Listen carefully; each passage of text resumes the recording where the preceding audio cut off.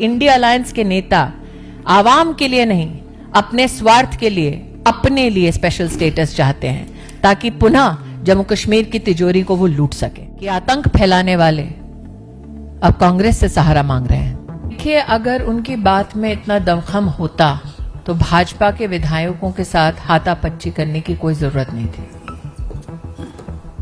अगर जिस विषय पर वो जम्मू कश्मीर का विकास चाहते थे, शांतिपूर्वक तरीके से वहां पर असेंबली में चर्चा हो सकती थी। और जहां तक धारा 370 को पुनर्स्थापित करने की बात है, मैं नहीं जानती कि उमर अब्दुल्ला ने क्या स्टेटमेंट दिया है, लेकिन अगर इतनी हिम्मत थी तो आज मैं उन्हें चुनौती देती हूं कि झारखंड और महाराष्ट्र में जाकर ये बोल दें किसी मंच से।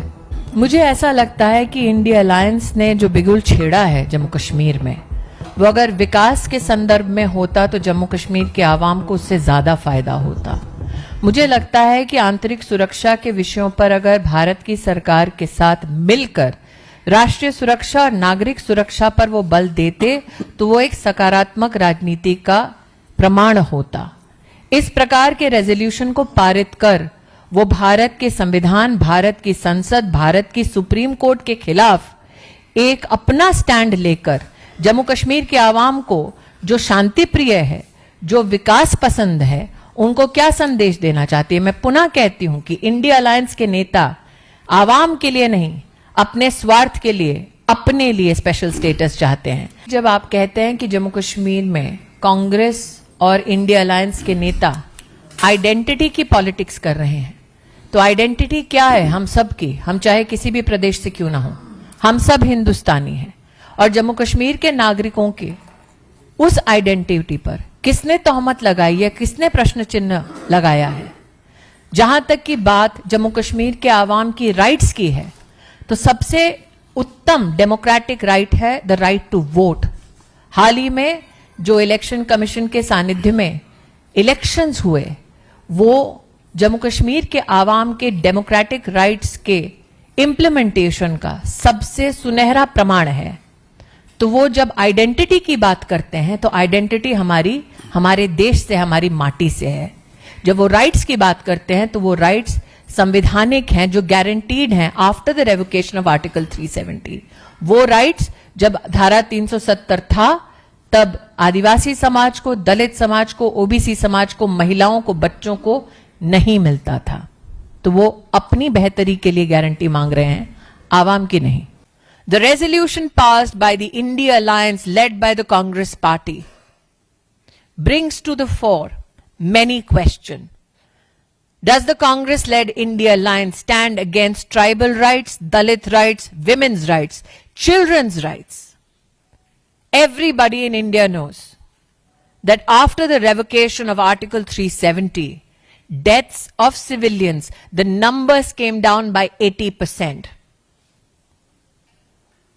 Incidents of violence came down by 70%. Tourism in Jammu Kashmir especially went up to a staggering figure of over 2 crore 11 lakh tourists, especially in the Kashmir Valley. Does the Congress-led India Alliance, my apologies, today stand against the economic and constitutional interests of Jammu Kashmir? Does the Congress-led India Alliance today stand against the very premise that when Prime Minister Modi offered a package of 80,000 crore rupees to the citizens of Jammu Kashmir, do they stand against the development work of the government of India for the people of Jammu Kashmir?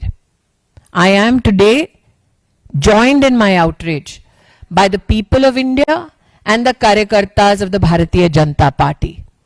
The Congress leadership, particularly the Gandhi family, needs to answer. Do they stand for terrorism and stand against development of Jammu and Kashmir? Do they stand for breaking of India rather than stand and abide by the Constitution of India? The question that the Congress-led leadership has to answer, particularly in the states of Jharkhand and Maharashtra, do they stand against the valor of citizens who donned uniforms of the Indian Armed Forces to protect us better? Do they stand against tribal rights, rights of Dalits, OBCs, women, and children?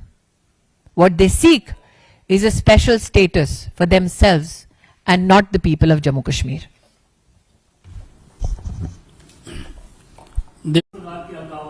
वो अगर विकास के संदर्भ में होता तो